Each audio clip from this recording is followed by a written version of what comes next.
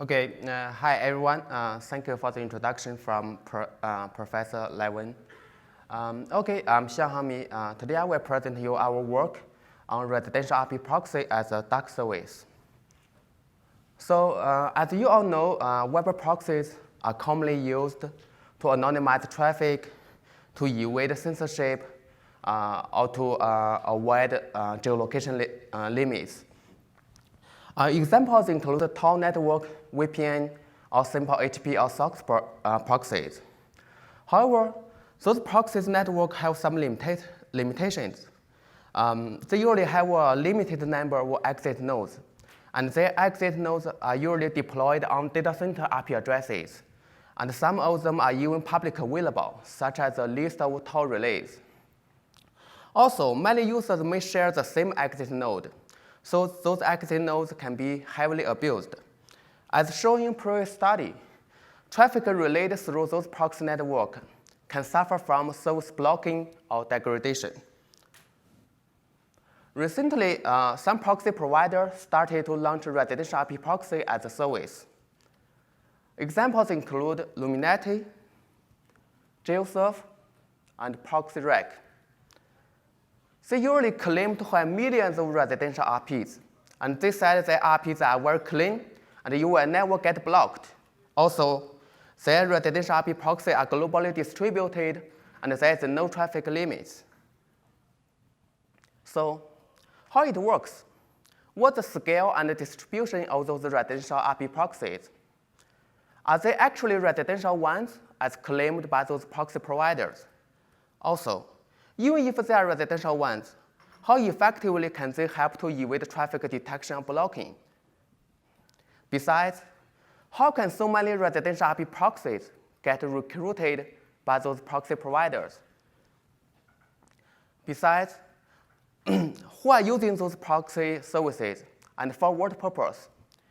In our study, we are focused on those important questions, along with other interesting findings, such as the connection between different proxy providers and also the threats to the local network environment.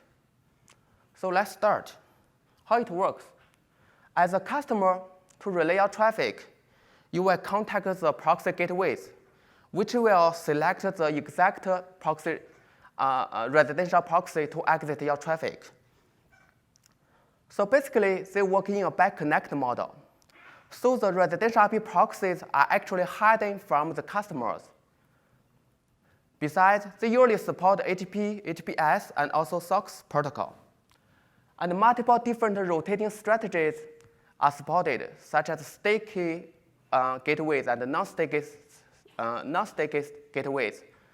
For sticky gateways, it will stick to the current residential IP proxy for 5 or 10 minutes before switch to a new one. For non-sticky gateways, it will randomly select available residential proxy to relay the incoming traffic flow. Also, some proxy providers even allow customers to decide which location to exit their traffic. You can decide which country. You can decide even which city to exit your traffic. So what's the scale of those residential IP proxies? To understand this question, we set up our web clients, which will send traffic through those residential proxies through our web servers. Through this manner, our web servers can observe the public IP addresses of those residential proxies. One thing to note, each request is identified by a unique subdomain.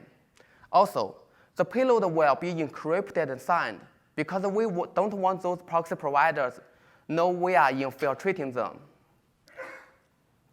We then go ahead to purchase 5 popular proxy providers and conduct a large-scale infiltration across different months. Overall, we have sent out more than 60 million successful probers, and those probers allowed us to capture more than 6 million unique IPv4 addresses that are used for relaying traffic. Those residential IP proxies are globally distributed in more than 200 countries and managed by 50K ISPs. Also, they are widely distributed in the network space, as shown in this picture. In this picture, each pixel denotes a /24 IPv4 prefix, and the color of each pixel means the number of residential proxies identified in this /24 prefix. As you can see, they are very widely distributed in the network space. Here, we scale up some small parts to show more details.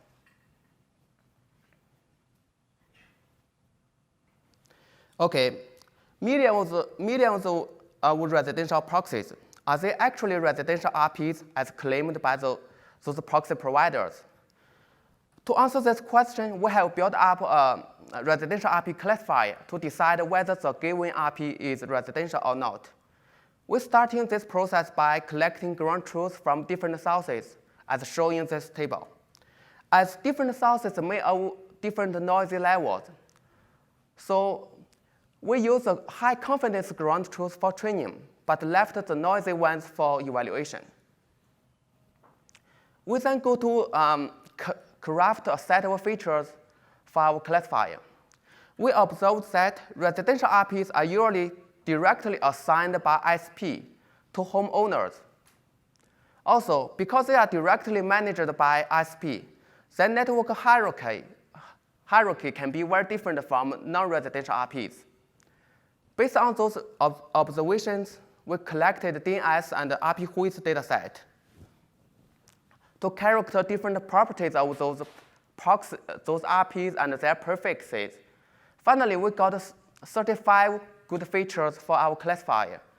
One of them is the number of domains resolved to the /24 IP prefix of a given residential IP proxy. We then compose a balanced ground truth to experiment with different classification algorithms and also tune their parameters.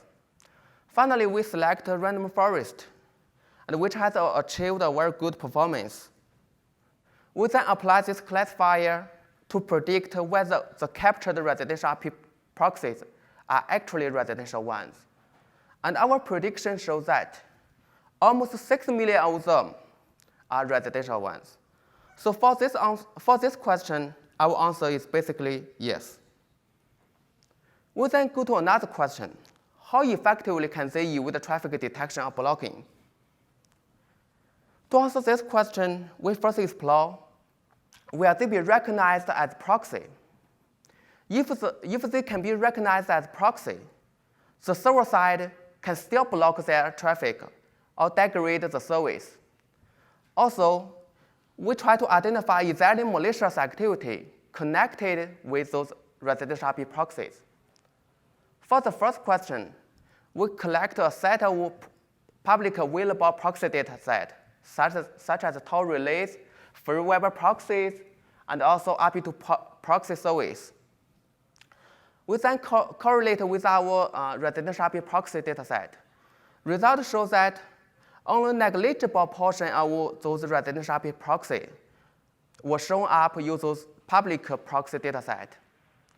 For the second problem, we collected a set of IP-related threat intelligence and blacklist, such as bottlenecks, spam house, and also some threat intelligence platforms. Correlation shows that only 2% of those residential IP proxies were shown with connection with malicious activities. So basically, we can say those residential IP proxies are highly elusive. So millions of residential IP proxies that are highly elusive. So how can those proxy providers recruit them? It's challenging to answer this question. We're starting from looking up some legitimate recruitment channel provided by those proxy providers. We also conducted IP profiling to understand the device types of those residential IP proxies. Another effort we made is to identify identify proxy programs that are actually relaying traffic in the real world. So for the first part, only Luminati was found to have recruitment channel through its Holo program. However, as shown in previous study, Holo programs are very problematic. They may incur a lot of risk to common users. We then move to profile each captured residential IP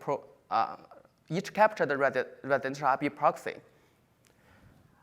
We send probers to grab the network banners for those proxies. And more than 700 IPs responded to our banner grabbing. And more than 500K of them got their device type identified.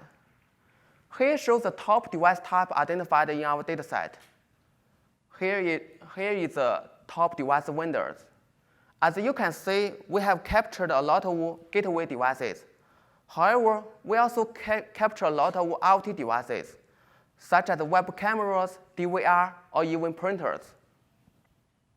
More importantly, we have captured IoT devices for all 5 providers under our study, including Luminati. One thing to note is, while Luminati has Holo program to recruit volunteers, but their Holo program actually don't provide software that can be installed on those IoT devices. So the next step is to identify programs that are actually used to relay traffic. In this step, we got help from our industry partner, which install software on their users' devices. With agreement from their users, they were able to monitor the network traffic of potentially unwanted programs.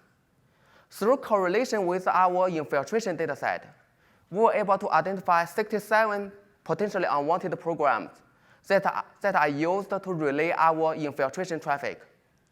And those programs covered all 5 proxy providers. Also, when we send those programs to ViceTotal for analysis, 50 of them were labeled as malicious by a lot of antivirus engines. So who are using those residential IP proxies, and for what purpose? Still, with help from the same industry partner, we were able to retrieve 5 million traffic flows for those 67 proxy programs. And our analysis for the traffic destination shows that more than 9% of them were reported as malicious by ViceTotal. Here shows the categories reported by ViceTotal. Here are some examples. Also, we manually studied the top 1,000 traffic destinations. Here are the categories of those traffic destinations. As you can see, most of them are ad-related domains and URLs, such as affiliate networks, mobile advertising, or advertising exchange. Others include the search engines, shopping websites, some malicious domains, and also social network websites. So we also identify some other intriguing findings. Firstly, we identify the connection between proxy providers. This table shows the overlap of proxy providers in terms of the residential IP proxies captured in their network. One thing to note is a residential IP proxy will be counted as overlap only if this residential IP proxy is captured in both proxy providers in the same hour. Combined with other information, we can conclude that proxy online and GeoSurf are actually controlled by the same owner. And IPS is some kind of reseller or customer for Luminati.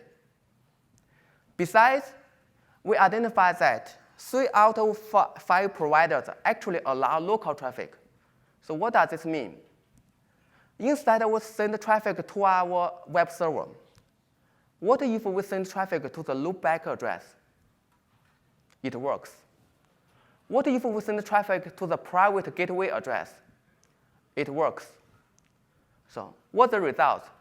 Actually, we can get access to the login page of many riders, Wi-Fi devices, and even printers, which means we can try different passwords and then change the writers of those proxy peers. Another finding is the long-tail distribution of those residential IP proxies, as shown in this table in terms of country and ASNs.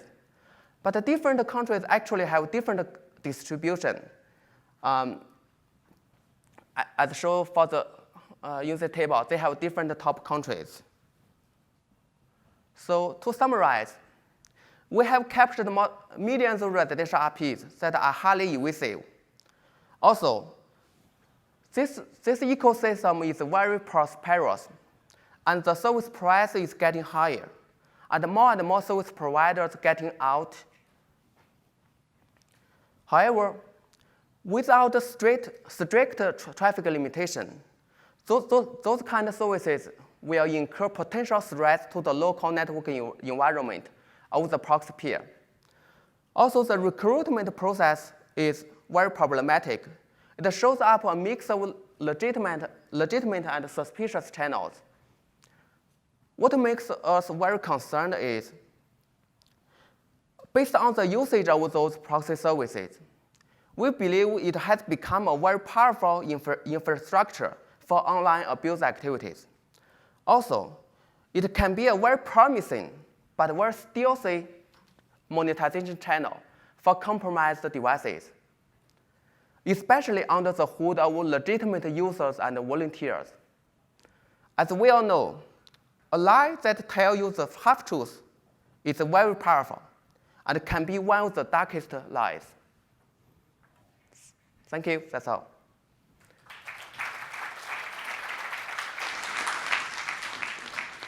All right, we have time for questions. If anybody makes their way to the microphone. In the meantime, I'm curious, did you engage with any of these proxy providers to tell them about, I mean, so some of these it sounds like maybe they are the culprits, but have you engaged, for instance, with Illuminati to let them know that, I forget the name of that one provider, seems to be reselling them and this access to localhost? Yeah, we actually discussed with our collaborator regarding this. But because we found they are a little suspicious, and it's not like you find an attack case, then you report to the vendor because you believe the vendor is still on the good side, right? So finally, we decided not to discuss those findings with them. But I still think maybe it's a good idea. Yeah. Hi, I'm Armin from Avast. Thanks for the great talk. Just like a quick question, is there any way for me as an owner of a residential IP to find out that this IP is participating in one of these proxy networks?